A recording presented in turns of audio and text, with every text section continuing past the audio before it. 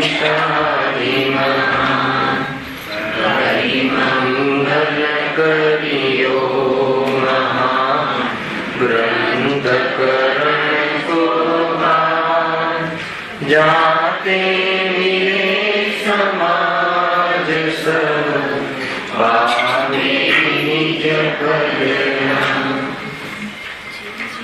જે નિજ ભાવ સદા સુખ નિજનો કરો પ્રકાશ જે ગંભીર ભવ દુઃખ ધણી કરે છે સત્તાનાશ.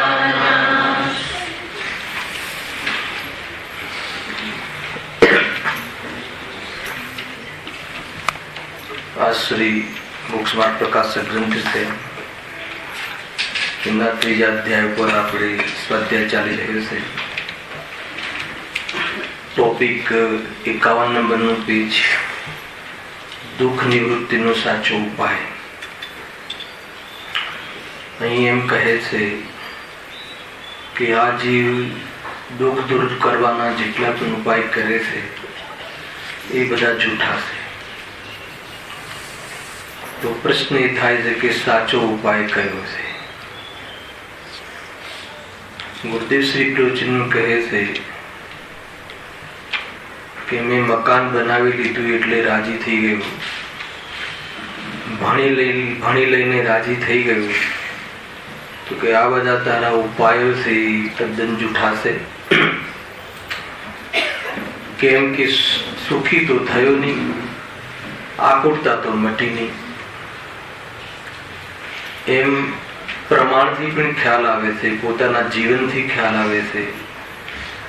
અનેક પ્રકારના ઉપાય કરવા છતાં આકુરતા અંશ માત્ર ઘટી નહીં.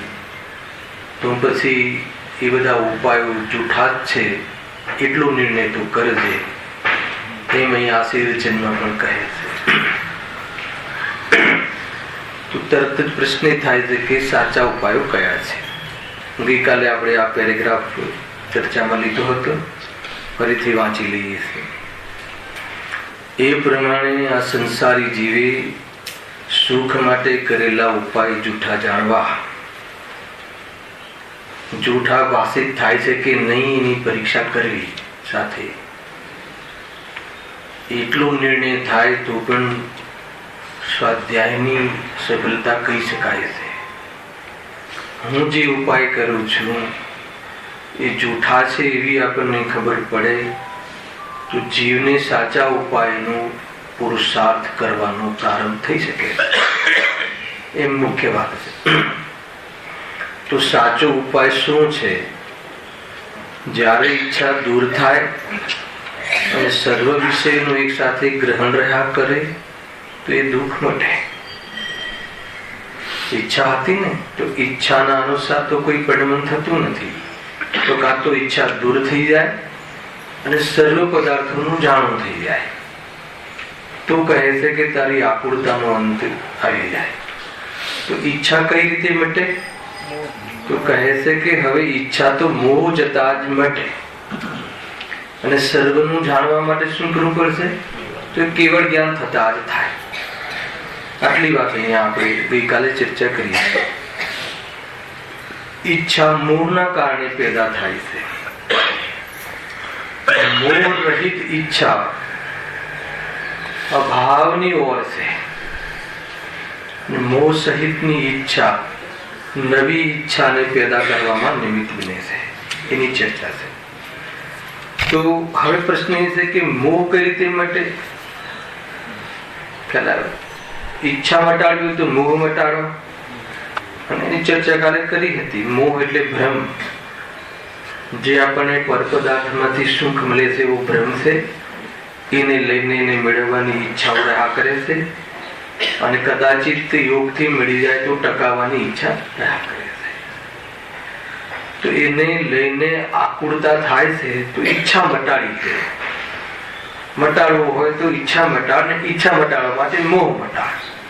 તો મોહ કઈ રીતે મટે? એનું આગળ એક લીટીમાં સામાન્ય એક પ્રકારથી ઇશારો કર્યો છે. તેનો ઉપાય સમ્યક દર્શન આદિક છે એટલું કહીને છોડી દીધું છે. મોહ મટાડવાનો ઉપાય સમ્યક દર્શન. હવે સમ્યક દર્શન આદિક, સમ્યક દર્શન, સમ્યક જ્ઞાન, સમ્યક ચારિત્ર. તો એ સમ્યક દર્શન જ્ઞાન ચારિત્રની બહુ મોટી ચર્ચા નવમાધિકારમાં ખોલી છે. લક્ષણની સિદ્ધિ કરી છે, મોક્ષ માર્ગનું સ્વરૂપ બતાવતા. સામાન્ય રીતે કહીએ તો સમ્યક દર્શન એટલે શું? તો કહે છે કે પોતાની પહેચાન. આ જીવને પોતાની પહેચાન નથી.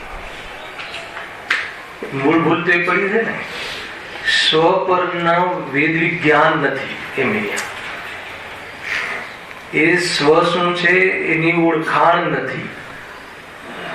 જ્ઞાન સામાન્યનો પરિચય નથી, અથવા સ્વભાવનો પરિચય નથી. એ પરિચય થઈ જાય તો સમ્યક દર્શન. જ્ઞેયાકાર જ્ઞાનમાં જ્ઞાન સામાન્યનો આવિર્ભાવ થયો. હર સમય જ્ઞાનના વ્યવસાયમાં જ્ઞાન સ્વભાવ મારો છે, હું જ્ઞાન સ્વભાવ મારું પડમીન છે એવું ભાન રહેવું ખ્યાલ અમૂલ છે. અને એમાં જે જ્ઞેય જણાય છે એ પરદવ્ય છે. એ સંબંધી જાણવું એ તો મારો સ્વભાવ છે. એ રીતે પોતાના સ્વભાવનો નિર્ણય થવો એનું નામ સમ્યક દર્શન છે. મૂળ વાત અહીંયા એ છે, પહેચાન નથી. આપણને આપણી પહેચાન નથી. કઈ વાર લીધું આપણે, મને હું જાણું છું, મારો જાણવાનો સ્વભાવ છે એ ભૂલ્યો છે જીવ. મને ક્રોધ આવ્યો, મેં ખાધું, આગળ બહુ આવી ગયું, મેં સૂંઘ્યું, મેં ચાખ્યું, પણ મેં જાણ્યું. અને આ જાણવાનો મારો સ્વભાવ છે. એ સિવાય અન્ય જ્ઞેયોમાંથી જાણવું થતું નથી ને અન્ય જ્ઞેયોમાંથી આનંદ આવતો નથી. એમ જ્ઞેયનું જ્ઞેયરૂપ સ્વરૂપ અને જ્ઞાનનું જ્ઞાનરૂપ સ્વરૂપ, રાગ અને જ્ઞાન બંને છે ખરા, પરંતુ બંનેના વિભાગ વાળું જ્ઞાન, વિવેક વાળું જ્ઞાન ન હોવાના કારણે આજે આત્મદર્શન ન હોવાના કારણે આજે પરને પોતાના તરીકે માનતો આજે તે સંબંધી ચાકરી કરે છે.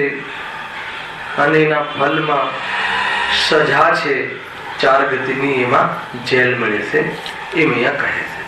તો ઉપાય શું થયો? સમ્યક દર્શન આદિ એટલું કહ્યું છે. સિર્ફ ગઈકાલે તો ઘણી ચર્ચા લીધી પણ હતી પ્રકાશભાઈ. સમ્યક દર્શનમાં એક સમયની જ્ઞાનની અથવા એક સમયની પર્યાયમાં પૂરો પરમાત્મા કેવી રીતે છે જોતા આવડવું જોઈએ કે આમાં મારું શું છે અને મારું શું નથી. જે મારું છે એ ક્યારે જાય નહીં અને જે જાય એ મારું હોય નહીં. એમ જો એને અંદરમાં એ વિશ્વાસ આવી જાય તો જે જતું રહે છે એ મારું હોય કઈ રીતે શકે એમ ભરોસો આવી જાય. એવી ઘટનાઓમાં એ બેચેનીને, વ્યાકુળતાને પ્રાપ્ત થતો. અને નિરાકુળતાનો જે સ્વાદ છે, નિરાકુળતાનું જે વેદન છે એ પ્રત્યક્ષ આત્માનું વેદન છે. એને વાસ્તવમાં પ્રગટ રૂપથી આત્મા અનુભવમાં આવ્યો એમ કહેવાય છે. જો એ જ સાચો ઉપાય જાણો. હવે આગળ એ પ્રમાણે મોહના નિમિત્તથી જ્ઞાનાવરણ દર્શનાવરણનો ક્ષયક્ષમ પણ દુઃખદાયક છે તેનું વર્ણન કર્યું. અહીંયા સુધી સારી ચર્ચા હતી કે જ્ઞાનાવરણ કર્મના, દર્શનાવરણ કર્મના ક્ષયક્ષમથી જે જ્ઞાન દર્શનનો ઉઘાડ થાય છે એ મોહના નિમિત્તથી એ જોડે લેવાનું. મિથ્યાત્વના સદભાવ પૂર્વક જ્ઞાનનો જે વ્યવસાય છે એ અજ્ઞાન રૂપ જે જ્ઞાન પરિણમી રહ્યું છે એ દુઃખદાયક છે. કોઈ જ્ઞાન જાણવું એ કોઈ દુઃખદાયક છે એમ નથી. જાણવાનું જે પદ્ધતિ છે, જાણવાની જે તારી રીત છે એ ખોટી છે.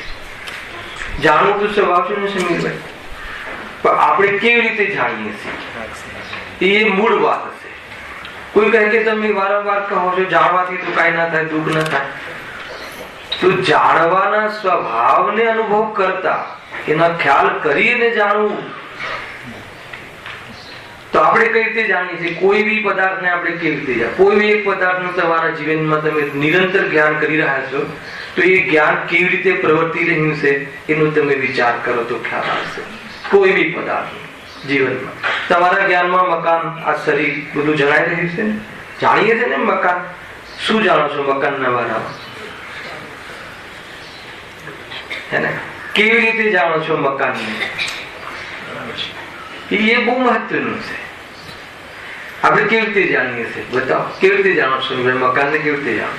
સારું છે, સુંદર છે, મારું છે. પહેલા તો આપણે જ્ઞાન તો કર્યું, પણ મોહ નહીં, અંધકારમાં જ્ઞાન, મોહને લઈને જ્ઞાન કરે છે તો જીવ જ્ઞાન જ ખ્યાલ એને કરે છે. અજ્ઞાન મિશ્રિત, રાગ મિશ્રિત જ્ઞાન જ કરે છે, પણ રાગ મિશ્રિત કરે છે, કોઈની કોઈ કલ્પનાથી કરે છે. તો એ થયું ને. તો કહે છે કે એટલા માટે જે જ્ઞાનનો ઉઘાડ જે છે ને, એ જ્ઞાનનો ઉઘાડ તો સ્વભાવ છે, પરંતુ એ સ્વભાવમાં કેવી રીતે દુઃખી થાય છે? સ્વભાવથી થોડી દુઃખી થાય. તો કે એ સ્વભાવમાં મોહ મિશ્રિત અથવા મોહના નિમિત્તથી જ્ઞાનને જે રીતે મિસયુઝ કરે છે એ રીતે દુઃખી થાય છે. એના માટે સ્પેશિયલ નીચે પ્રશ્ન મૂક્યો છે, ત્યાં વિશેષ ખુલાસો કરીશું આપણે.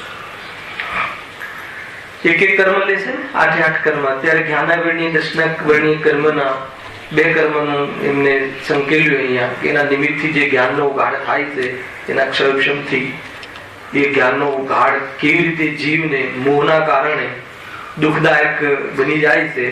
કે અગર એ જ જ્ઞાન એ રાગથી ભિન્ન અનુભવ કરે, એ જ જ્ઞાન, બીજું નહીં. આજે કોઈએ કહ્યું હતું મતિ શુદ્ધ જ્ઞાન ને સાંભળ્યું હતું? હે જીતુભાઈ કહ્યું હતું ને? કેટલા વજનથી કહ્યું? હા, એ જ જ્ઞાન.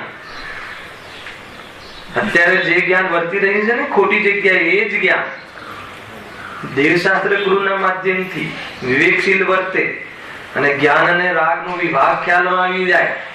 હું ખોટા વ્યક્તિની આડમાં આવી અને એના કહેવામાં જ્ઞાન મારું ભીડાઈ ગયું અને અંધ બની અને એની ચાકરી કરતો રહ્યું. આ ઉપયોગ તો એનાથી ઉપયોગ બદલાતો રહ્યો, સ્થિર ન રહ્યો, ચંચલ રહ્યો. રાગના મિશ્રિત ઉપયોગ ચંચલતાને પ્રાપ્ત થાય છે. કે રાગ એકરૂપ નથી, રાગ વિષમ છે. એટલે ઉપયોગ એની સંધિ કરે, ઉપયોગ એની મિત્રતા કરે તો ઉપયોગ બદલાય. રાગ ઘડીમાં રાગ કહે કે આ સારો છે તો ઉપયોગ એ બાજુ સારો છે એનું વેદન કરવા લાગે. ઘડીમાં રાગ મોહ મિશ્રિત રાગ એમ કહે કે નહીં આ તો વ્યક્તિ બરાબર નથી તો ઉપયોગ બધી એ રીતે વેદન કરવા લાગે. ખ્યાલ? તો પોતે નિર્ણય નથી કરતો કે ખરેખર કોણ બરાબર ને કોણ બરાબર નહીં, કે વિશ્વની અંદર કયું દ્રવ્ય ખરાબ ને કયું દ્રવ્ય સારું. સર્વજ્ઞ ભગવાનને નથી દેખાતું એટલે કેવલ જ્ઞાનમાં કે કોઈ દ્રવ્ય ખરાબ છે ને કોઈ દ્રવ્ય સારું છે, તો તને કેમ દેખાય છે? તો એ જ્ઞાનમાં કોઈ વિકાર છે ને, અથવા તો વિકાર પૂર્વક જ્ઞાનની પ્રવૃત્તિ છે ને, એટલે કહે છે કે તને એની આડમાં તું તારો સ્વભાવ ભૂલી જાય છે. એક સમયની રાગ ભોગ વિલાસમાં તું મોટામાં મોટપ જે છે આત્માની એ ભૂલી જાય છે. એમ અહીંયા કહે છે જીનુભાઈ. પકડમાં આવે જો જોરદાર વાત છે ભાઈ. હા, હવે પ્રશ્ન. જ્ઞાનાવરણ દર્શનાવરણના ઉદયથી જે જાણવું થતું નથી તેને તો દુઃખનું કારણ તમે કહો. એ પ્રશ્ન આવવા વાળો હતો ને એટલે ત્યાં આપણે વિશેષ ચર્ચા ન કરી. પરંતુ ક્ષયોક્ષણને શા માટે કહો? પ્રશ્ન જ મૂક્યો સિદ્ધો પંડિતજી કે ભાઈ જ્ઞાન નથી થતું, મને કોઈ પદાર્થ સંબંધી જ્ઞાન નથી જણાતું કોઈ પદાર્થનું, તો એને અજ્ઞાનને એને નથી જણાતું, એને તો તમે દુઃખનું કારણ કહો. પરંતુ અમને આજે જ્ઞાનનો ઉઘાડ, ક્ષયોક્ષમ એટલે શું? ઉઘાડ, જ્ઞાનનો ઉઘાડ. ક્ષયોક્ષમ નામ કેમ આપવામાં આવ્યું? કે ત્યાં જ્ઞાનાવરણીય દર્શનાવરણીય કર્મનો ક્ષયોક્ષમ થાય, એનું નિમિત્ત પણ છે. આ બાજુ એનો જ્ઞાનનો આત્મામાં જ્ઞાનનો ઉઘાડ થાય એટલે એ જ્ઞાનનું નામ ક્ષયોક્ષમ પડે. એ ભેદ કરીને કહ્યું. બાકી જ્ઞાન તો જ્ઞાન છે, જાણવું એ સ્વભાવ છે, અલ્પ જ્ઞાન છે ઉઘાડમાં. તો કહે છે કે એ જાણવાના સ્વભાવને તમે શા માટે એમ કે દુઃખનું કારણ કહો છો? બહુ સુંદર જવાબ આપે છે પંડિતજી, લાક્ષણિક જવાબ આપે છે. જો જાણવું ન બને એ જો દુઃખનું કારણ હોય તો પૂતગલને પણ દુઃખ ઠરે. કેટલું જોરદાર જવાબ આપે. આ પૂતગલ છે ને, હવે એ તો જાણતું જ નથી. અજ્ઞાન એટલે કે જેનામાં જ્ઞાન નથી, આનામાં તો જ્ઞાન જ નથી, તો આ તો દુઃખી ને દુઃખી રહે. તો કહે કે એને પણ દુઃખ ઠરે. પણ દુઃખનું મૂળ કારણ તો ઈચ્છા છે. બહુ જ સાવચેતીથી વાંચજો આમાં. દુઃખનું મૂળ કારણ તો ઈચ્છા છે અને તે ક્ષયોક્ષમથી જ થાય છે. ડેન્જર વાત છે. જો અડધું વાક્ય વાંચ્યું છે, પૂરું નથી વાંચ્યું. નિમિત્ત પ્રધાન કથન છે અહીંયા સુધી પરમાર્થની વાત નથી કરી. શું કહે છે કે પણ દુઃખનું મૂળ કારણ તો ઈચ્છા છે અને તે ક્ષયોક્ષમથી જ થાય છે. ક્ષયોક્ષમ એટલે જાણવાથી જ થાય છે. એટલા માટે મેં પહેલા પદ્ધતિ બતાવી દીધી કે આપણે પદાર્થને કેવી રીતે જાણીએ છીએ. એટલે આપણું જ્ઞાન મોહને લઈ અને દુઃખમાં નિમિત્ત બને. આ પદાર્થ મારો, તારો, સારો, ખરાબ, એ કાર્ય કોનું છે? મોહનું. હવે જ્ઞાને મોહની આડમાં પદાર્થને એવું ગાઢું જ્ઞાન, જો જ્ઞાનનો ગાઢ જ ના હોત તો એમ પણ કેવી રીતે જાણે? તો એ જ્ઞાન વિવેક ખોઈ અને દુઃખમાં નિમિત્ત બન્યું, એ રીતે કહે છે. નિમિત્ત પ્રધાન કથન છે. આપણે એમ કહીએ છીએ ને કે ભાઈ જાણીએ તો દુઃખ થાય છે. માનો કે આપણને એક તો એ વ્યક્તિને એક દુઃખથી નસકે, એ વ્યક્તિને એક વ્યક્તિને બીજી વ્યક્તિ પ્રત્યે દ્વેષ છે, આપણે જાણીએ છીએ. સમજો એમ કહીએ ને દુઃખથી નસની દવાઓ, એ એક ગ્રંથા. હવે આપણે પાછું એક તો એને એ વ્યક્તિને જોઈને તો એને શું થાય છે? આકુરતા થાય છે, મોહના કારણે, દ્વેષના કારણે, જે બી હોય. અને વળી પાછું આપણે એને શું કરીએ છીએ? એનું જ્ઞાન કરાવીએ છીએ. આગળ આવો, આગળ બહુ જગ્યા છે, આગળ આવો. પાછળ બહુ જગ્યા ઓછી છે, આગળ આવો શાંતિથી. ઘણી જગ્યા છે આપણે. હા, શું કહ્યું? યાદ કરાવીએ છે. એક તો એ જીવને, જે જીવ પ્રત્યે દ્વેષ છે, મહેન્દ્રભાઈ દ્વેષ છે, અને પછી આપણે એને વારંવાર ઓલા ભાઈ મળ્યા હતા, એને જ્ઞાન કરાવ્યું ને, તો એ જ્ઞાન એટલે મેં કહ્યું કે આપણે કેવી રીતે જાણીએ? જાણવું એ તો સ્વભાવ છે, એમ અનુભવ કરે તો આનંદ થાય. પણ જાણવાના સ્વભાવમાં તું મોહને લઈને પદાર્થોમાં વ્યવસાય કરે છે, એટલે કહે છે કે દુઃખ થાય. બરાબર. એક બીજી કઈ રીતે નિમિત્ત બને? બે કન્સેપ્ટ ચાલી રહ્યા છે. એક તો જ્ઞાન જીવને, સાંભળજો બરાબર, સર્વ પદાર્થોને જાણવાની ઈચ્છા, આસક્તિ છે, બરાબર છે. અને જ્ઞાન કેટલું છે? ક્ષયોક્ષમ રૂપ અલ્પ જ્ઞાન છે. અને એ જ્ઞાનમાં સર્વ પદાર્થોને, અથવા એ જ્ઞાન કેવું છે? લિમિટેડ છે. અને ઈચ્છા કેટલી છે? તો દુઃખ તો ઈચ્છાથી થઈ, પરંતુ એ ક્ષયોક્ષમ ઓછું છે અથવા જ્ઞાન ઓછું છે, એ નિમિત્ત બન્યું ને. એ રીતે અહીંયા કહેવું છે. કોઈ સ્વભાવ દુઃખરૂપ છે એમ નહીં. બે કન્સેપ્ટ, બે એંગલ ખ્યાલમાં આવે છે મીરભાઈ. અહીંયા શું કે ફરીથી વાંચું જુઓ. પણ દુઃખનું મૂળ કારણ તો ઈચ્છા છે અને તે ક્ષયોક્ષમથી જ લખ્યો, ક્ષયોક્ષમથી જ થાય છે. એટલે ઘણી વખત આપણે કોઈ જીવને કે ભાઈ એને નહીં જણાવો, એને જણાવીશું તો દુઃખ થશે, એ દ્રષ્ટિકોણથી વિચારો. એને નહીં બતાવો, હમણાં નહીં કહો. હે ને, મેરેજ હોય, મેરેજના દિવસે કોઈ એના માતા પિતાનું કોઈ અવસાન થયું હોય તો કે હમણાં નહીં જણાવો. જાણવાનો તો સ્વભાવ છે. જાણવાથી કેવી રીતે દુઃખી થશે? બતાવો. હવે ત્યાં કઈ રીતે નક્કી કરશે? બને છે કે નથી બનતું? આપણા પ્રસંગોમાં પિતાશ્રી બીમાર હોય કે કોઈ નજીકનું સગું હોય, ત્યાં હોસ્પિટલમાં હોય, અને આ બાજુ હવે 7 ફેરા ફરવાની તૈયારી હોય ને કોઈ નજીકનો જીવ જાણી જાય કે ભાઈ પતી ગયું છે એમનું, મતલબ કે અવસાન થઈ ગયું છે, તો આ બાજુ શું ભાઈ કહેતા નહીં, એમને કહેતા નહીં, એમને જણાવતા નહીં. અને એ જાણશે તો શું થશે? તો એ જે જાણવાનું ગાઢું જ્ઞાન છે, હે ને, એ મોહને લઈને, એટલે એ મોહમાં નિમિત્ત બન્યું એ જ્ઞાન. અને એ જ જ્ઞાન ભેદ જ્ઞાનમાં નિમિત્ત બને તો સમ્યક થઈ જાય. અને એ જ જ્ઞાન મોહમાં નિમિત્ત બને તો એ જ્ઞાનનું નામ મિથ્યા રહે. બસ આટલું જ છે. હવે ખ્યાલ આવે તમને? એકદમ પ્રેક્ટિકલ વાત કરી છે. આમાંથી ભાવ નીકળે છે. તમે વાંચો, 2-4 વાર વાંચો તો તમને વાત ખુલે. અને છતાં પણ બુદ્ધિ ના ચાલે તો ગુરુદેવના પ્રવચનો છે. હા, વાંચીને આવે, બુકો છે, એમાં છે બધું આ ખુલાસા છે, એ સારા છે.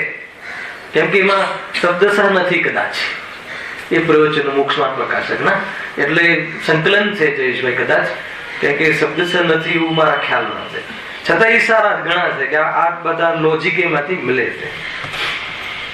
ખ્યાલ આવે કે નહીં? પેલા પ્રયાસ કરો અને જ્ઞાનીની ભાષાથી મેળવો. ગુરુદેવે કહ્યું છે એનાથી આપણું ચિંતન મેળ ખાય છે. ચિંતન પછી દિશા બરાબર છે તો એ તરફની શ્રદ્ધા દ્રઢ કરો, અને શ્રદ્ધા દ્રઢ થાય છે કરો એ તો દેશની ભાષા છે, અને એ આધાર ઉપર જીવ એનો વિકાસ થાય છે.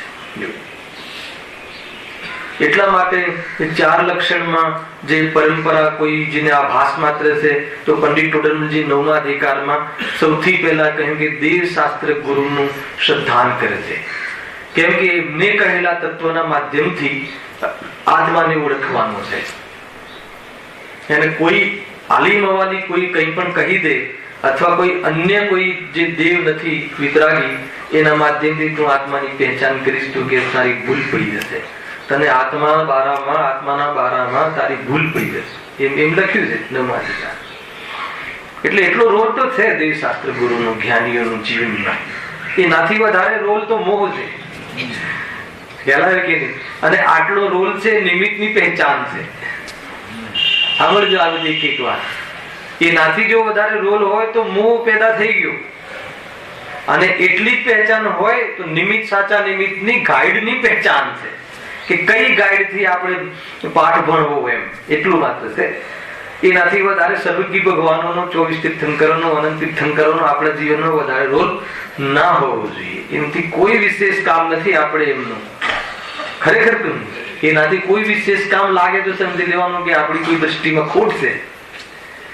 કે મને તારી દેશે, કે મને લઈ જશે, કે મને બોલાવી દેશે, કે મને લાભ આપી દેશે, એ મિથ્યા તો થયું ને, એમ છે નહીં. એ રીતે છે. ઉપાદાનમાં ઉપાદેય બુદ્ધિ હોય તો નિમિત્તના દર્શન થાય. હા, એકદમ પરફેક્ટ છે. ઉપાદાનમાં ઉપાદેય બુદ્ધિ આવે તો જીન દર્શન અથવા નિમિત્તના જ્ઞાન સાચા છે, નહીં તો ખોટું જ્ઞાન છે. હું તો 24 કલાક અમારી સાથે હાજર છે, તેના માટે શું કરવું પડશે? તો એના માટે કહ્યું ને કે સ્વાધ્યાયના માધ્યમથી વેદ વિજ્ઞાન અથવા તત્વના નિર્ણયથી મોહ ઠંડો પડે છે. મોહની જીત થતી નથી. અને ત્યાં સુધી કહ્યું કે ગમે તેવા કર્મ બંધાવ્યા હોય, બેનશ્રીએ કહ્યું કે જીવના પરિણામ સાથે પ્રકૃતિ બંધાયેલી છે, પ્રકૃતિ સાથે જીવના પરિણામ નથી બંધાયેલા. આ વાક્યમાં કર્ણાનુયોગ પૂરેપૂરો આવી ગયો. મને એટલું કથન ગમે છે જયેશભાઈ કે ખબર નહીં, બેનશ્રીના હૃદયમાં આ વાક્ય જોરદાર વાક્ય આવી ગયું. આમાં બહુ મોટી વાત. શું કહ્યું? ખ્યાલ આવે છે એનો અર્થ? આપણે એમ જ વાંચી જઈએ છીએ, કેલેન્ડરમાં લખી દઈએ છીએ, પણ બહુ મોટો અર્થ થાય. શું અર્થ થાય? હા, ખ્યાલ આવે કે જીવના પરિણામો સાથે પ્રકૃતિ બંધાયેલી છે. પ્રકૃતિ એટલે કર્મ.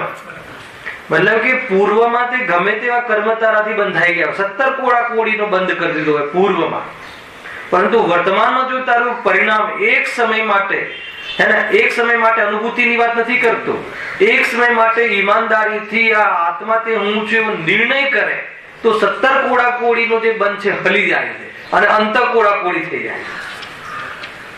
સમજમાં આવે છે કે નહીં? જેવી રીતે તે કર્મ બંધ કર્યા છે એવી રીતે ઉદયમાં આવવાનો નિયમ નથી. પરિણામો ફરે તો એ કર્મ સત્તામાં ફરી જાય છે, પાપનું પુણ્ય થઈ જાય, સ્થિતિ અનુભાગ ઘટી જાય. ખ્યાલ કે નહીં? હજુ સાંભળો. અને સ્ટીબુક સંક્રમણ છે ને, ઘણું બધું છે આની અંદર.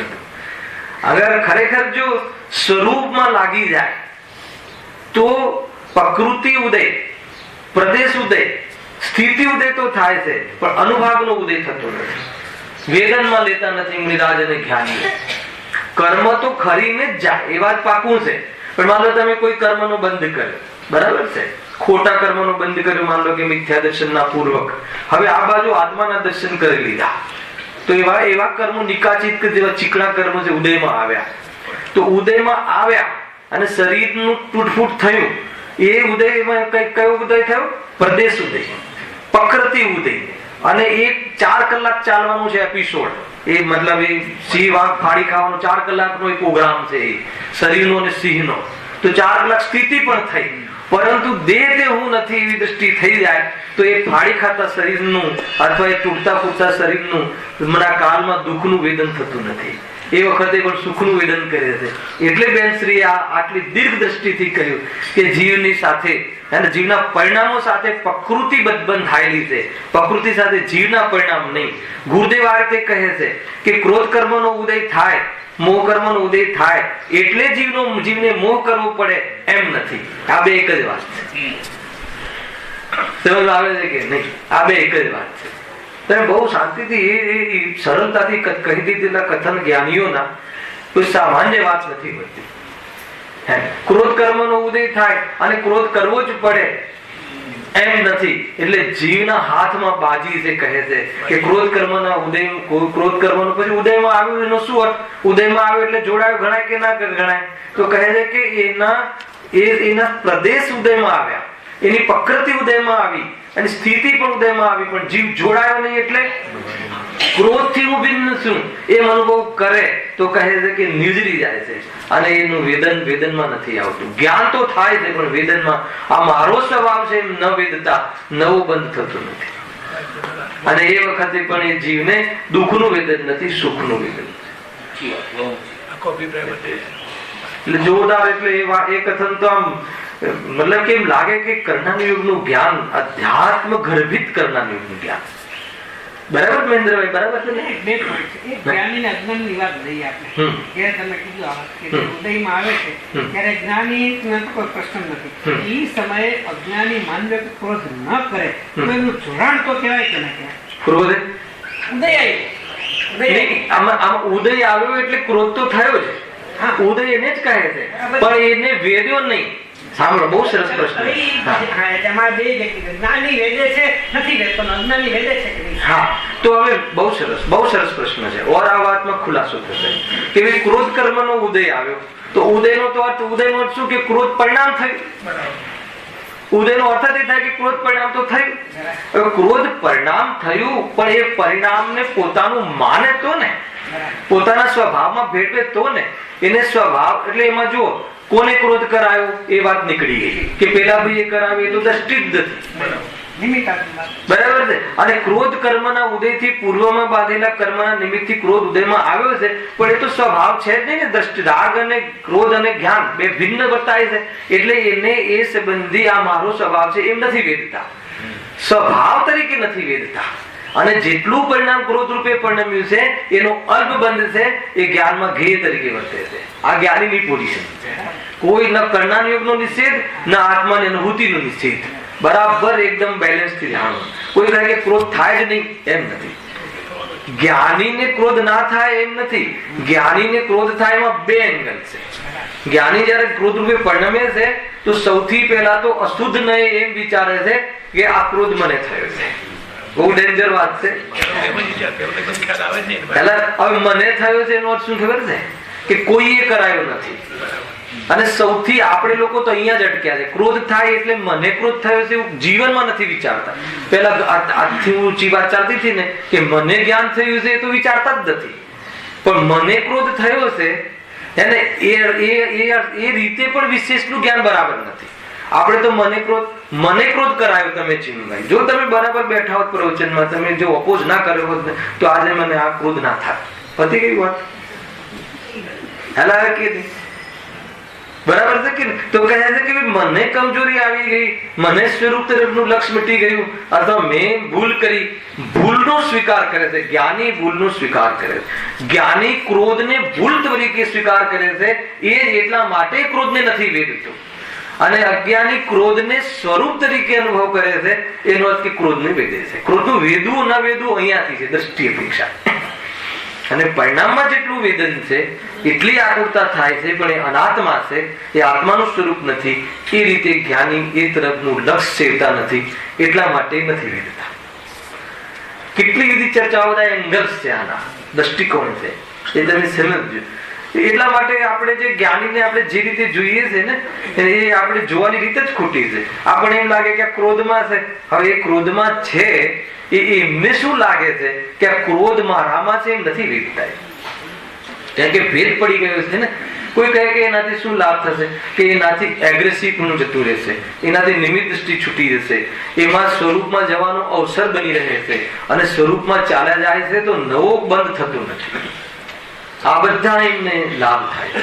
કુલ મળીને એમ કહેવું છે કે જૈન ધર્મ એટલો ઉદારતાનો ધર્મ છે, એટલો ક્ષમાનો માર્ગ છે આ, કે તું પૂર્વમાં તારાથી કોઈ ભૂલ થઈ ગઈ હોય, સ્વચ્છંદતાના પોષવાની વાત નથી, પરંતુ એક સમયની જાગૃતિમાં તને એના ફળમાં વેદજ્ઞાન વર્તાતું હોવાના કારણે ન વેદવું તારા હાથમાં છે. ચાલો માન લો કે એના ઓર સરળ રીતે સમજે વાત નીકળી જ છે. તો માનો કે સામે એક મકાન છે, હવે એ મકાન પડી ગયું, બરાબર છે, તો એમાં દુઃખી થવું કે ના થવું એ આપણા હાથમાં છે કે મકાનના હાથમાં છે? કેવી રીતે? એ જે મકાન પડી ગયું એ પૂતગલનું વિશેષ છે, એનું એ તૂટવા રૂપ ગલવા રૂપ એની પંડિતી છે, અને એનું મારામાં જ્ઞાન થાય છે, અને એ જે જ્ઞાન થાય છે એ મારા જ્ઞાનનો વિશેષ છે, એ મારો સ્વભાવ છે. બસ આ સહજ છે, આ પ્રકૃતિ સહજ છે દરેક. હવે એ મકાનમાં મારાપણું ન રહ્યું તો મતલબ કે મારું તૂટ્યું જ નથી, મારું કઈ ગયું જ નથી, તો શું થઈ જશે? તો કહે કે એ તો બીજાનું મકાન તૂટી જાય તો આ પ્રયોગ કરી શકીએ છીએ, પરંતુ જે મકાનમાં મારો ફ્લેટ છે એમાં એગ્રીમેન્ટ છે અને મેં અમારા 5-7 કરોડ આપ્યા છે એ મકાનમાં, તો અહીંયા કહે છે એ જ મકાનથી વેચાણ કરવાની વાત છે, અને બીજા મકાનથી નહીં. અને એમાં એમ જ છે ને કે શું કામ જબરજસ્તી વેદ ધ્યાન કરાવો છો? કે એમને જબરજસ્તી નહીં છે, એમ જ તું જબરજસ્તી કરે છે કે મારું તૂટી ગયું. પેલા આખું મતલબ કે બધી વાત જુદી છે ભાઈ, અજ્ઞાનીમાં સોચ જુદી છે. અને મને બતાવો કે આ સિવાય બીજો કોઈ ઉપાય? અને સરવાળે કહું જીનુભાઈ, તમે મજબૂરીથી પણ આ જ એંગલથી તમે શાંતિ પાવો તો શું કરે? આમે ક્યાં આપણું હતું કોણ? અને પછી છેલ્લે પેલા કર્મથી સ્ટાર્ટ કરે. શું કરે ભાઈ? પાપ કર્મનો ઉદય. પછી ભલે ગુંડાઓથી ડરીને કે સરકારથી ડરીને કે જેવી, પણ અંતમાં એને જે કન્સેપ્ટો સિદ્ધાંતો તો આ જ લેવા પડે. તમે જોઈ લેજો, માર્ક કરજો. એમ સરવાળ ક્રમબદ્ધ પર્યાય એના ક્રમમાં હતું. શું કરે? તો કે શું કરે ક્રમબદ્ધમાં હતું એમ નથી. ખ્યાલ આવે? ક્રમબદ્ધમાં હતું એનો અર્થ કે મારું કોઈ દાયિત્વ જ નહોતું, એમ મતલબ કે વીર્યથી એનો સ્વીકાર કરવો, એનું નામ જૈન ધર્મ. જ્ઞાનથી કરે કે મજબૂરીથી કરે? હે, જ્ઞાનથી કરે કે મજબૂરીથી કરે? વસ્તુ એમ જ છે. હા, બહુ સરસ. વસ્તુ તો એમ જ છે, તો અંતર શું? મજબૂરીથી કરે એમાં ખેદ છે, અને જ્ઞાનથી કરે એમાં નિરાકુરતા છે. અંતર એ છે. મજબૂરીથી કરે એમાં કઠોર કર્મનો બંધ છે, હેલાય કે નહીં, અને જ્ઞાનથી કરે એમાં નવા કર્મનો બંધ નથી. અંતર તો આ છે, પરંતુ કરે જ્ઞાનથી કે મજબૂરીથી, વસ્તુ તો એમ જ છે. બહુ સરસ. ખ્યાલ કે નહીં? ચાહે એ મજબૂરીથી કહે કે ભાઈ ક્રમબદ્ધ પર્યાય, અને જ્ઞાનીજી જ્ઞાનના માધ્યમથી કરે તો વસ્તુ તો એમ જ છે, પરંતુ જે રીતે જ્ઞાનનો વ્યવસાય કરવાનો છે એ રીતે કરે જ્ઞાનમાં રહીને, તો કહે છે કે આનંદ લઈશ, અને મજબૂરીથી તો કે એ તો દબાણ છે, એ તો કે તને અંદરમાં ભાર છે. એટલું મતલબ કે ઔષધિ તો વેદ જ્ઞાનની છે. હવે એ જ્ઞાન ને જ્ઞાન છે એને કેવી રીતે સેવન કરવું, સેવન કરવાનો પ્રયોગ, જ્ઞાન બધાની પાસે છે, પણ સેવન કરવાનો જે પ્રયોગ છે એ પ્રયોગમાં અગર ભૂલ પડી ગઈ તો કહે છે કે એ જ્ઞાન તને 7 નરક દેખાડ દેશે, 84 લાખ યોની દેખાડ દેશે. એ જ્ઞાન ને અહીંયા કહે છે કે દુઃખમાં નિમિત્ત આવે છે કે નહીં? અરે લોકમાં પણ જોવામાં આવે છે, લોકમાં જે ચીજો જીવને સુખમાં નિમિત્ત બને છે એ જ જીવ એને ઘણી વખત તકલીફમાં મૂકી દે છે. જો એની બરાબર માન લો કે આપણે 100 કરોડ કમાવ્યા, કે દુનિયાની અંદર ધન કમાવું એ મતલબ કે ઉત્કૃષ્ટ કાર્ય ગણાય છે, અને બહારમાં અનુકૂળતા પ્રદાન કરવામાં નિમિત્તભૂત એક મૂળ પ્રાણ છે ધન, એને સંસારી જીવનો. ઘણી વખત એ જ ધન એ વ્યક્તિના કુટુંબને બરબાદ કરી નાખે છે, સપ્તવ્યસનમાં નાખી દે છે. એનું સેવન જો ખોટી રીતે કરવામાં આવે તો એ જ ધન એને બરબાદીમાં નિમિત્ત બની જાય. તો એ જ રીતે છે આમાં. એ બીજું ધન. એટલે આ જ જ્ઞાન ઉઘાડ રૂપ જ્ઞાન એ અરે શાસ્ત્ર જ્ઞાન પણ જીવને મતલબ કે ખોટાર્થ આ છે ને આખો 7મો અધિકાર આભાસ પ્રાપ્ત કરી લે છે, નિશ્ચયાભાસમાં જતો રહે છે જીવ. શાસ્ત્રોના અર્થ કાઢતા ન આવડે અથવા મોહના વશે મંધમતા અર્થ કાઢી લે અને પોષણ કરે છે તો એમાં આભાસો ઉભા થાય છે. આવા વાળો છે 7મો અધિકાર જયારે આવશે ત્યારે જોરદાર અધિકાર છે. બધા સમજમાં આવે છે. વાત શું હતી અહીંયા જો કેવી રીતે દુઃખનું કારણ બને છે એ ચાલે છે. ક્ષયક્ષમ જ્ઞાન. હા ફરીથી પણ દુઃખનું મૂળ કારણ તો ઈચ્છા, બરાબર છે, અને તે ક્ષયક્ષમ થી જ થાય છે. જ મૂક્યો ક્ષયક્ષમ થી જ થાય છે. નિમિત્ત પ્રધાન કથન છે અહીંયા સુધી કે ક્ષયતારું જ્ઞાન એમાં નિમિત્ત બન્યું, ખ્યાલ અથવા મોહના નિમિત્ત થી જ્ઞાન અજ્ઞાન થઈ ગયું. બે માંથી કોઈ બી, બંનેમાં નિમિત્ત નિમિત્ત. ગુરુદેવ આ રીતે બોલે છે બંનેમાં નિમિત્ત નિમિત્ત સંબંધ. નિમિત્ત નૈમિત્તિક નથી બોલતા, નિમિત્ત નિમિત્ત બોલે છે. ખ્યાલ એટલે આ બાજુનું નૈમિત્તિક લઈએ વિવક્ષા, વિવક્ષિત કાર્ય માની લો કે જેને કહેવાય કે ક્ષયક્ષમનું નૈમિત્તિક કાર્ય લઈએ તો મોહ નિમિત્ત, અને મોહનું નૈમિત્તિક કાર્ય લઈએ તો ક્ષયક્ષમ નિમિત્ત. ખ્યાલ આવે છે કે નહીં? તો અથવા એના માધ્યમથી ક્ષયક્ષમ કઈ ખરાબ કામ કરાવે છે એમ નથી, પણ એના માધ્યમથી, એના આડમાં, એના આશ્રયથી, એના આધારે આ મોહની પ્રવૃત્તિ વધારી. તો જ્ઞાનને લઈને આપણે મોહની પ્રવૃત્તિ વધારી તો એ જ્ઞાન આ જીવને તાત્કાલિક તો આકુરતાનું કારણ બન્યું, પણ આગામી કાળમાં પણ કર્મબંધ થવાના કારણે ભવિષ્યની પણ વ્યવસ્થામાં નિમિત્ત બન્યું. કઈ વ્યવસ્થામાં? ભવિષ્યની ગરખડવાની. એ રીતે ગજબ છે. જે જ્ઞાન એટલા માટે જ્ઞાન કહો, ઉપયોગ કહો, અહીંયા ગાયકની વાત નથી, અહીંયા ઉપયોગની વાત. ઉપયોગ બહુ કિંમતી છે. ગાયકમાં લગાડવાનું છે ઉપયોગ, ગાયકનો સ્વીકાર કરવાનો છે ઉપયોગ. ખ્યાલ કે નહીં? એ છે. અત્યારે આપણે કઈ વાર કહ્યું મેં કે આપણો ઉપયોગ તો લિમિટેડ છે. આ વાત બરાબર ધ્યાન રાખજો સંકેત. આપણો ઉપયોગ કેટલો છે? લિમિટેડ છે. અને એમાં ઉદાહરણ આપું છું, મતલબ કે અત્યારે નવા યુગનું જે છે ને આવિષ્કાર, 5 GB ની આપણી પાસે માન લો કે કેપેસિટી વાળી શું કહેવાય પેન ડ્રાઈવ, બરાબર સમીરભાઈ? 5 GB ની તમે લઈ આવે. હવે પેન ડ્રાઈવમાં દીકરાના હાથમાં આવી ગઈ. હવે એમાં 3 GB માં તો એને પિક્ચરના ગીતો ભરી દીધા. 2 GB માં પછી કેટલા પ્રવચન આવે? જેટલા 2 GB ખાલી છે એટલા જ પ્રવચન આવશે. હવે ખ્યાલ આવી ગયો તમને? આ કયા પેન ડ્રાઈવ ની વાત છે? આપણું જે ક્ષયક્ષમ જ્ઞાન છે ને એ GB માં જ છે. કેવલ જ્ઞાનની અપેક્ષા લિમિટેડ છે, અને એને આપણે 70% વિષય નહીં, 90% નહીં, 100%. 100% વિષય આપણે ઇન્દ્રિયોના ભોગ વિલાસના આપ્યા છે. 100%. કયા આધારે કહો છો? આ પોણો કલાક તો બાદ કરીને કહો, આ 1 કલાક તો બાદ કરીને કહો. એ તો તમારી સામે છે. 1 કલાક તમે કયા અનુષ્ઠાનમાં છો એ નહીં, શાના માટે બેઠા છો એ જાણવું છે. તો તમને 100% એની બાજુ જતું રહેશે. તો કહે છે કે એ ઉપયોગને તે એટલું બધું કામ આપી દીધું છે મોહે, હે ને? તો એમાં એટલો વ્યસ્ત છે કે જે મોહથી જુદો છું, અરે આ હું ગદ્દારનું પોષણ કરી રહ્યો છું, અરે આ હું મારા દુશ્મનોનું જ સેવા કરી રહ્યો છું, એને જ પ્રોટેક્ટ કરી રહ્યો છું, એટલું ભાન ભૂલી જાય. એનું નામ આ જ્ઞાન અજ્ઞાન બની રહ્યું છે. એનું નામ આ ક્ષયક્ષમ જ્ઞાન દુઃખમાં નિમિત્ત બને. સમજમાં આવે છે કે નહીં? તમે અનેક રીતે મેં આ વાક્યને કહ્યું કે દુઃખથી દસ દબાવી. અરે જે જીવને મતલબ કે એટલા માટે કહે છે કે કોઈ જીવને બહુ આકુરતા થતી હોય, ચંચલ જીવ હોય, ઘરની અંદર 5 આપણે રહેતા હોય, કોઈ જીવને વિશેષ વારંવાર ચીડિયું સ્વભાવ હોય, તો તમે એને એ વિષયને મુખ્ય નહીં કરાવો, એના જ્ઞાનમાં એ વસ્તુ નહીં લાવો, એ રીતે ઉપકાર કરો. કેમ કે જીવ આકુલિત થાય છે એ વિષયને જાણી એને દર્દ થાય છે. એ વાત જાણીને દર્દ થાય. વારંવાર તમારા દીકરાને આમ થયું હતું, તમારા દીકરાને પણ એક્સિડન્ટ થયો હતો, વળી પાછું એને યાદ કરાવે તો જ્ઞાન કરાયું ને?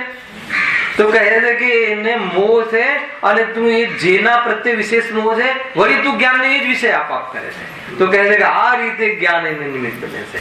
ખરેખર એટલે આપણું સાધર્મીઓનું અથવા તો કુટુંબીજનોનું એકબીજા પ્રત્યે આ દાયિત્વ છે કે એ જીવને વાસ્તવમાં એ જીવ પર તો વિશેષ સંભાળ લેવી જોઈએ કે રંજ માત્ર પણ એને એવા પ્રયોગ એવા ઉપકરણો યાદ ન કરાવવા કે જેથી એનું જ્ઞાન માંડ વેદ વિજ્ઞાનના વિષયમાં જતું હોય તો વળી પાછું ત્યાં કહીએ એને ખંડ ખંડ જ્ઞાન કહે. કઈ પ્રકારે આમાં પ્રમાણ છે તમને આ કથનનો સમજો આવે છે કે એક વાક્ય કહે જ્ઞાનીઓ પણ એના અંદરમાં કઈ પ્રકારના ઈશારા છે. બોલો આ કુટુંબ સુધી આમાં વિચારવા માટે આપણને કહ્યું છે, આમાં પડ્યું છે બીજ. કોઈ બી જીવને, મિત્રોને, સાધર્મીઓને, કોઈ બી મતલબ કે કોઈ બી જીવોને, સાધર્મી એટલે બધા જીવોની વાત છે, એને એ વાત કે જે વાતને લઈને એને ઓર ઉપયોગ અને જીવ એટલું નહીં એ યાદ કરાવીને મજા લે છે. આપણે એવું જ ખબર જોવા જઈએ તો એ જ કામ કરીએ છીએ કે નહીં કે એ તો કદાચ એ આપણે એને કોઈ દુખી કરવાની મુખ્યતાથી નથી કરતા, પણ જીવ એને એની ઠેકડી ઉડાડવા અર્થે એને વિશેષ વિષયો એને કહે છે. ખ્યાલ આવે કે નહીં? કોઈના દોષને ઉજાગર કરી એને સમાજમાં વહેતા મૂકવા એ બધું આની અંદરથી કહે છે કે તું સમાજને બીજે લગાડી દેશે, તને ખબર નથી. સમાજના જ્ઞાનને, અમૂલ્ય તત્વને એ તું બીજે કામે લગાડી દેશે, એનાથી મતલબ કે જ્ઞાનાવર્ણ્ય કરવાનો એટલો બંધ પડે છે તને ખ્યાલ નથી. જયેશભાઈ આ રીતે વિચારજો. અને એવો માનશાસ્ત્ર પ્રવચનમાં આવ્યા અને એવો મુદ્દો બાર ગેટ પર છેડી દે કે એવો પ્રવચનમાં સ્થિર જ ના રહી શકે. શરીરનો આવે છે કે નહીં તો કહે છે કે એ વાત આમાં જ્ઞાન ને તું, કેમ કે આપણને ખ્યાલ છે ને જીવ બીમાર છે, આપણે બધા બીમાર છીએ. આપણે ભગવાન મહાવીરની આ હોસ્પિટલમાં આવ્યા છીએ, પૂજ્ય ગુરુદેવસિંહની હોસ્પિટલમાં આવ્યા છીએ, જ્ઞાનીઓને ત્યાં આવ્યા છે ઉપચાર કરવા માટે. પણ બહાર જ રોકી દે હે ને. અરે કોઈ વીર્યવાન જીવ હોય તો એમાંથી નીકળીને સાંભળે. સમોસરની મને તો એવું લાગે છે ને ઘણી વખત સમોસરની રચનામાં હે બહુ વિચાર આવે મહેન્દ્રભાઈ, ઘણો વિચાર આવે. ઇન્દ્રને એવું શું સૂચતું હશે કે પેલા નીચે બગીચા બનાવી દે હે ને, ખ્યાલ આવે તો એક વિચાર આવે મને કે શું કામ હતું? ભગવાનની વાણી એટલી ઉપર સભાઓ લાગે છે અને નીચે અનેક નૃત્યશાળાઓ ને એ બધું મને બહુ વાર વિચાર આવે કે શું લોજિક છે આની પાસે. તો એકવાર મેં મારી બુદ્ધિથી વિચાર્યું સામાન્ય લોજિકલી કે કદાચ એમ હોઈ શકે કે જે જીવો બહુ વાતો કરતા હોય હે ને એને સમોસાનું શું કામ છે ભગવાનની સભામાં? અહીંયા રોકાઈ એ તો સામાન્ય વાત છે. હા, બીજાને તું ડિસ્ટર્બ ના કરે. અને બીજું એ લોજિક ખ્યાલ આવ્યો કે કોઈ જીવ અહીંયા ન અટકે, આમાં રસ ન પડે તો જરૂર એ જીવ ત્યાં બેસીને પોતાનું કામ કરી લેશે. એટલે એ પરીક્ષા કરવા ઇન્દ્ર રાજાએ આ બધી રચના કરી તો એ સામાન્ય વાત છે. ખેર એ તો ભગવાનના પુણ્યના ઉદયમાં બહારના દરેક પ્રકારની જે રચનાઓ થતી હોય થાય છે. આ તો એક બહારમાં એક લોજિકલ પણ એક આપણે વિચાર કરી શકીએ છીએ. એટલે આનો અર્થ એ છે કે બહારમાં કેટલા બી ગેટ સુધી આવતા કાંઈ પણ દેખાય એનું નામ નિશ્ચય ગેટથી કરું કે ઘરથી? નિશ્ચય ક્યાંથી કરવું? ઘરથી ઇન ધ સેન્સ કે જ્ઞાનની અંદર, પોતાના જ્ઞાનની અંદર એ બધું જ ભગવાનના દર્શન કરવા આવવામાં 10 કામ લઈને આવે તો નિશ્ચય કેવી રીતે થાય? એ અહીંયા કહે છે કે તું તારા જ્ઞાનને અન્ય કામે લગાડી દેશે, એનું નામ કે દુઃખનું કામ રહે છે. એક જૈન ધર્મની 12 ભાગમાં 3 વાર નિશ્ચય બોલવું, તો નિશ્ચય બોલવું એમાં રોકાઈ જાય.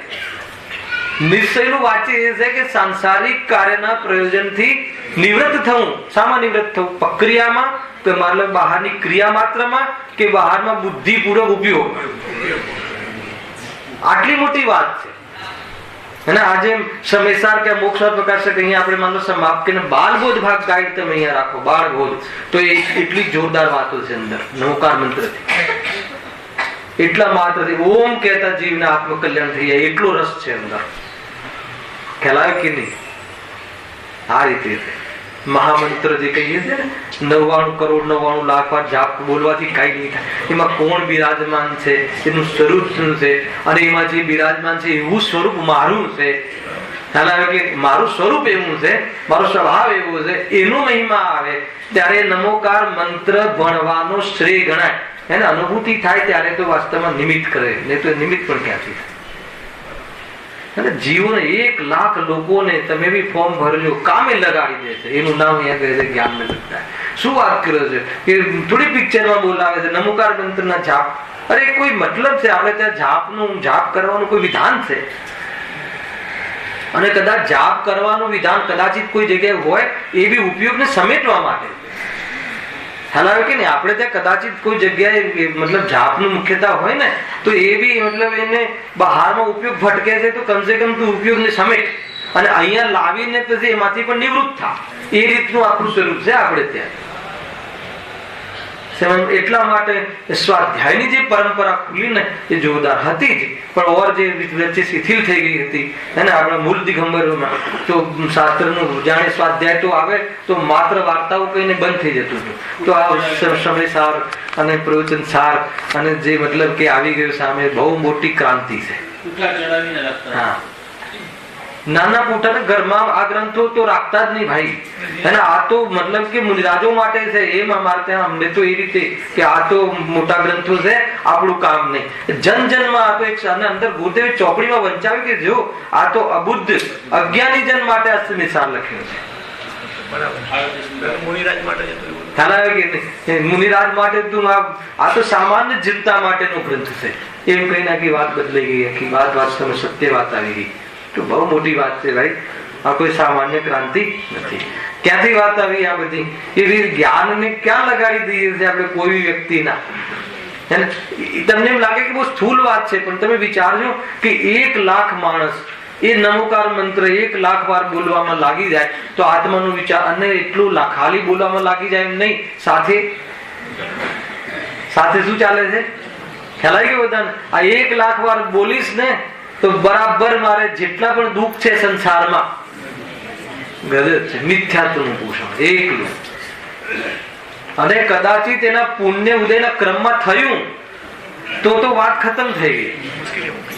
આ રીતે બનતું હોય છે. તો શું ચૂક્યું? એ આત્મકલ્યાણ છે. બહુ મોટી ખોટ છે. કોઈને એમ લાગે કે નમોકાર મંત્ર, અરે ભાઈ આ ભેદ વિજ્ઞાન નો માર્ગ છે. હર સમય જ્ઞાનની અંદર રાગ અને જ્ઞાન, રાગમાં મારો લાભ નથી, એની અંદરમાં હંમેશા ભેદ જ્ઞાનની પુષ્ટિ અને વિતરાગતાની શોભા અંદરમાં વધવી જોઈએ. તો કહે છે કે તને દુનિયામાં બધી જગ્યાએ તને પ્રોબ્લેમ નહીં આવે.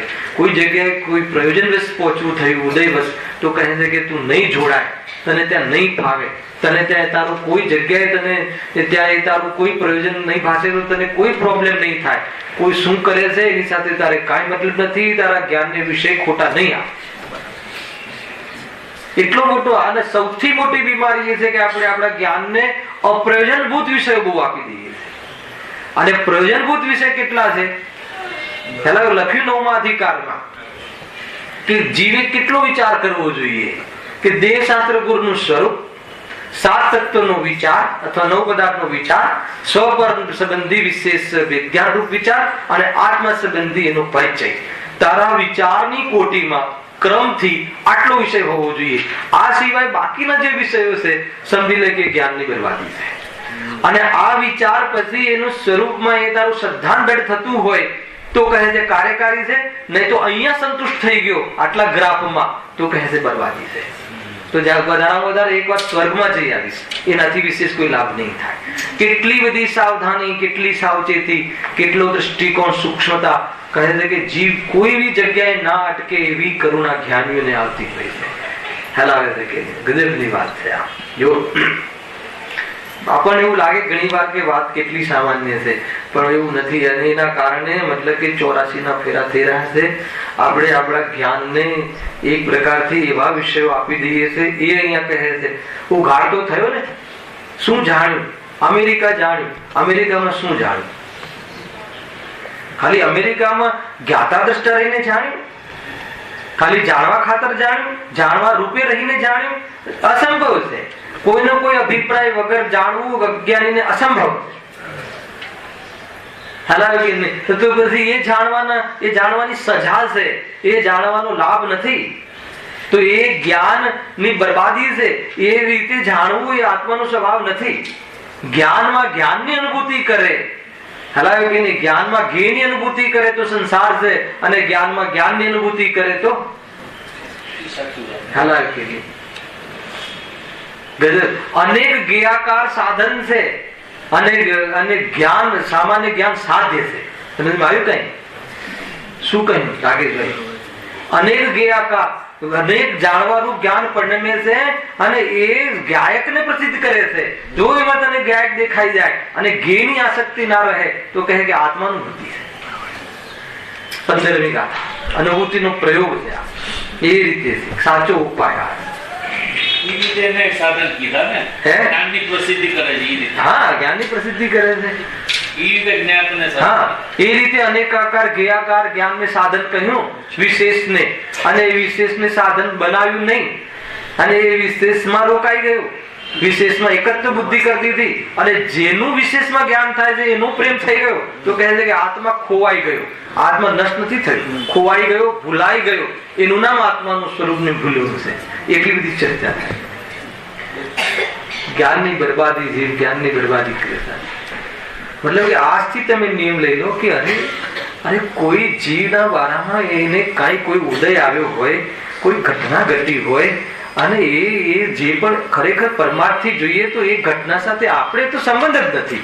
ઉદયની રીતે બી જે બી થવું હોય, અને કદાચિત તને રાગ હોય હેને, અને એવો યોગ હોય તો એ સ્થિર કઈ રીતે પામે?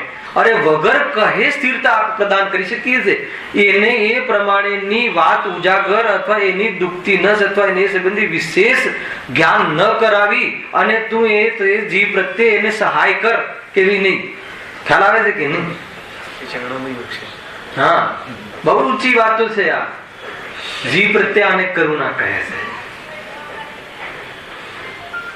એટલે બહુ મતલબ કે જીવ ઉપયોગની એવી મર્યાદામાં, મર્યાદા ઇન ધ સેન્સ કે એ રાગથી બચાવીને રાખો, મોહથી બચાવીને રાખો, બુદ્ધિપૂર્વક એને આગમના માધ્યમથી. એટલા માટે આ સ્વાધ્યાય, આ દેવશાસ્ત્ર ગુરુ, કેમ કે ત્યાં એ ક્ષેત્રમાં, એ ફિલ્ડમાં ઉપયોગને રાખતા એને એવી વ્યક્તિઓ અને એના એવા એવી જાતિના પ્રેરણાત્મક ઘટનાઓને, પ્રેરણાત્મક જે કથાઓ મળતી હોય છે કે જેથી જો પ્રેરિત થઈ જાય એ પ્રેરણાત્મકમાં તો એનું કાર્ય સધાઈ જાય, તો એને વાસ્તવમાં એનું જીવન સફળ થઈ જાય. આ જીવન એનું સફળ થઈ જાય. બાકી તો પછી એ જ જાણે. ના ના, આપણે તો ત્યાં પણ વેદ જ્ઞાન કરીએ કે એવી ક્ષમતા છે નહીં. હું કઈ વાર કહી ચુક્યો છું કે જ્યાં દેહ થી ભિન્ન છે આત્મા, એવી વેદ જ્ઞાનની વાત ચાલતી હોય, ત્યાં પસીનો પડતો હોય, તો જ્યાં દેહ અને આત્મા એક છે, દેહ ને આત્મા માનીને જે વાતો ચાલતી હોય, ત્યાં તને વેદ જ્ઞાન થઈ જશે. એ વાતમાં કેટલો ધન છે. ખ્યાલ આવે કે નહીં? તો એ બહુ ધ્યાન રાખવા જેવું છે, બહુ સતર્ક રહેવા જેવું છે. આ બધું આ લીટીમાં આવે છે. ખ્યાલ આવે કે નહીં? આજે ક્ષયોક્ષમથી જ થાય છે, એમાં આ રીતના ક્ષયોક્ષમને કહે છે. એને ઈચ્છાને પૃષ્ઠ, ઈચ્છાનું પોષણ કરતા જ્ઞાનની વાત છે. ઈચ્છાથી ભિન્ન અનુભવ કરવા વાળા જ્ઞાન, આ જ જ્ઞાન ભાવશુદ્ધ જ્ઞાન થઈ જાય. કેમ કે કેવલ જ્ઞાનનો કટકો છે, કેમ કે એ ગાયકનો વિશેષ છે, કેમ કે એ સામાન્ય જ્ઞાનનો વિશેષ છે, કેમ કે સામાન્ય જ્ઞાનની પ્રસિદ્ધિ કરતું જ્ઞાન છે. પણ તું એનો અનાદર કરે છે. એ જ્ઞાનને ગાયક દેખાય છે, એને તો જોતો નથી. હર સમયે એ ગાયકને બતાવે, અરે આ જ્ઞાનની વાનગી છે, તો જોતું નથી. અને એમાં ઝલકવા વાળા પદાર્થો પ્રત્યે કાંઈનું કાંઈ કોમેન્ટ્સ, કાંઈનું કાંઈ ધારણા, કાંઈની કાંઈ કલ્પના કરીને કહે છે કે એ જ્ઞેયાકાર જ્ઞાન માં પ્રભાવિત થઈ જાય છે. તો કે મિથ્યાત્વનું પોષણ છે. જ્ઞાનનો દોષ નથી અમારો, મોહ મિથ્યાત્વ. પણ એનો ભેદ થવો જોઈએ ને. અરે હું કોઈની ખોટી ચાકરી કરું છું એટલું તો થવું જોઈએ ને. આ મોહની ચાકરી કરું છું, ખોટી મોહની નોકરી કરું છું, તો એટલું તો ખ્યાલ આવવો જોઈએ ને કે આ હું મારા ઘરમાં મારા દુશ્મનનું પોષણ કરી રહ્યો છું, એટલું તો જ્ઞાન થવું જોઈએ ને. તો એની વાત છે આ. આ વાત મતલબ આપણને એમ લાગે કે ચોથા અધિકાર, ત્રીજા અધિકારમાં બધી કર્મની જ વાત આવે છે. આ ભેદ જ્ઞાનની વાત નથી. હર લીટીમાં ભેદ જ્ઞાન છે. હે ને? પંડિતજીની શૈલી જોરદાર છે. એને કઈક મેસેજ આપવા માંગે છે કે ભાઈ તને આત્મા સુંદર છે, એ ભાષિત થવા પહેલા તારે જે પડાવમાંથી નીકળવું પડશે ને, એ ત્યાં બેસી રહે. અને આત્મા સુંદર છે એ તને સ્વાદમાં નહીં આવે. આત્મા તો સુંદર જ છે, સ્વાદમાં નહીં આવે. એનો પરિચય નહીં થાય તો સ્વાદ કેવી રીતે લેશે, આનંદ કેવી રીતે આવશે? સ્વાદ એટલે આનંદ. તો એનો પરિચય તો થવો જોઈએ ને. કહ્યું 2-4 પ્રવચન પહેલા કે ભાઈ 1 કરોડ રૂપિયાના 2 કરોડ થઈ ગયા છે શેરમાં, પણ એ તો થઈ ગયા છે, એ તો પરિણામ થયું જ છે. તું ન જાણે તો પણ આનંદ તો ત્યારે આવશે કે જાણે. 2 કરોડ થઈ ગયા તો આનંદ લેશે ને, એ સંબંધી ઉદાહરણ છે. નહીં તો પાછા બેન કહે છે 2 કરોડમાં આનંદ ક્યાંથી આવે? ઉદાહરણ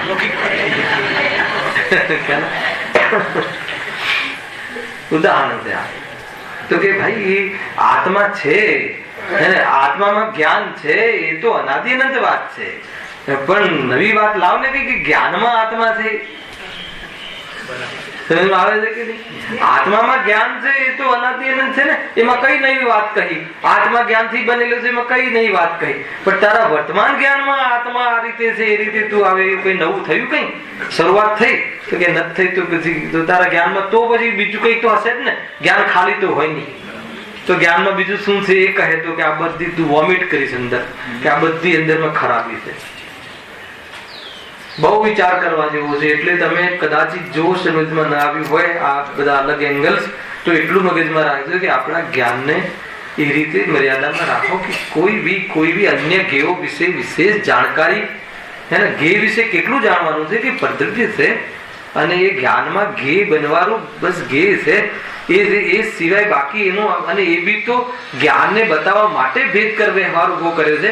બાકી જ્ઞાનમાં ગે ઝલકે છે એ એમ કહી અને વિકલ્પની પણ જરૂર નથી. એ તો જ્ઞાનનું સ્વરૂપ છે, એમ આનંદમાં રહેવાની જરૂર છે. એ તો બતાવું કઈ રીતે? એટલે જો અંધારું દેખાય છે આત્મા, એમ કહીને અંધારાના માધ્યમથી જ બતાવવું પડે છે. મજબૂરી છે જ્ઞાનીઓની, એમ ના વ્યવહાર. ભાગલા પાડવાનું કીધું, એ તો એટલે તો એનો અર્થ એ જ્ઞાન ચૂકી ગયું. સારું ખરાબ કર્યું એટલે ગે થી પ્રભાવિત થઈ ગયું, આસક્ત થઈ ગયું. એ રીતે બહુ સુંદર છે આ. તમે આ જ્ઞાનને ક્યાં નચાવું? અરે જ્ઞાનમાં પારણામિક ભાવ નાચે છે, અરે જ્ઞાનમાં. અને એને એક વાર જોવા જેવું છે. વેદનમાં આવે, સ્વાદમાં આવે, કોઈ જગ્યાએ આ બધી જ વસ્તુ વ્યવસ્થાનો અથાર્થ ખ્યાલ આવે તો કેટલી નિરાકુલતા રહે, શાંતિ રહે. કોઈ ચીજને કઈ અહીંયા લાવવું ને લઈ જવું ને આ મૂકવું ને તે મૂકવું ને આ પદાર્થને રાખવું ને ઓલા પદાર્થને ના રાખવું ને અરે મતલબ કે નિરંતર ભાંજગઢ ને નિરંતર, હે ને, આખું એનું જીવન ખતમ થઈ જાય. એ ચર્ચાઓ છે આ પ્રકરણમાં. એવું હા, પૂરી લીટી વાંચી લો, અડધું ઓપરેશન નહીં. મૂળ કારણ તો ઈચ્છા છે, અને તે ક્ષયોપશમથી જ થાય છે. માટે ક્ષયોપશમને પણ દુઃખનું કારણ કહ્યું. અને અહીંયા સુધી નિમિત્ત પ્રદાન કથન. હવે જો વાકી પલટી મારે, વાસ્તવિક રીતે હવે શું? પરમાર્થથી તો ક્ષયોપશમ પણ દુઃખનું કારણ નથી. હલાવ્યું કે આખી વાત બદલાઈ ગઈ ને. તો આગળ કહ્યું એ શું? હમણાં એક સેકન્ડ પહેલા સાઈ તો સુકાઈ નથી, અને તમે વાત ફેરવી નાખો તો કે તને સ્યાદવાદ ની ખબર હોય. એટલા માટે સ્યાદવાદ જીનવાણીનું લક્ષણ બતાવે છે. કઈ અપેક્ષાથી ત્યાં કહ્યું છે? ગુરુદેવ 3-4 વાર બોલે, પણ કઈ અપેક્ષાથી? ખરોપશમને દુઃખનું કારણ કહ્યું, કઈ અપેક્ષાથી? એમ 4 વાર પહેલા એ બોલે કઈ અપેક્ષાથી, પછી અપેક્ષા કહે. હેલા એ નય જ્ઞાનમાં પારંગત, એને એ રીતે છે. એટલે પ્રમાણ કથન કહેવાય છે. સમજમાં આવે છે કે નહીં? અરે આત્માને મનુષ્ય કહી દે તો પણ પ્રમાણ કથન, અને આત્માને ગાય કહે તો બી પ્રમાણ કથન. સમજમાં આવવું જોઈએ કે શું છે આ રહસ્ય. ઘણી વાર પ્રવચનોમાં સામે શ્રોતા એ વખતે જેને બોલવાની ત્યાં મતલબ કે છૂટ હશે એને, હમણાં તો તમે આમ કહ્યું અને હવે તમે આમ કહો છો, તો ગુરુદેવ પહેલા તો ખાલી ખસી લે, અને પછી જરા બરાબર આખું બરાબર સમજાવે કે ભાઈ કેવી રીતે છે, શું અપેક્ષાથી? આ મનુષ્ય આદિ તારી ક્ષણિક વેશ છે, સ્વાંગ છે, પરંતુ એ સ્વાંગ છે એ તો બતાવવું પડશે. સ્વાંગ છે એમ બતાવવા તને મનુષ્ય કહ્યું છે, તારું સ્વરૂપ નથી એમ કહીને એ રીતે. તો આ રીતે અહીંયા કહે શું કહે છે આગળ? જો સમય થઈ ગયો. વાસ્તવિક રીતે ક્ષયક્ષમ પણ દુઃખનું કારણ નથી, પણ મોહથી વિષય ગ્રહણની જે ઈચ્છા છે તે જ દુઃખનું કારણ જાણવું તથા મોહનો ઉદય છે તે દુઃખરૂપ જ છે. તે કેવી રીતે અહીંયા છે એ અહીંયા કહીએ છીએ. નવું પ્રકરણ ચાલુ થશે. મોહના ઉદયથી દુઃખ થાય છે. સેપરેટ મોહનીય કર્મ.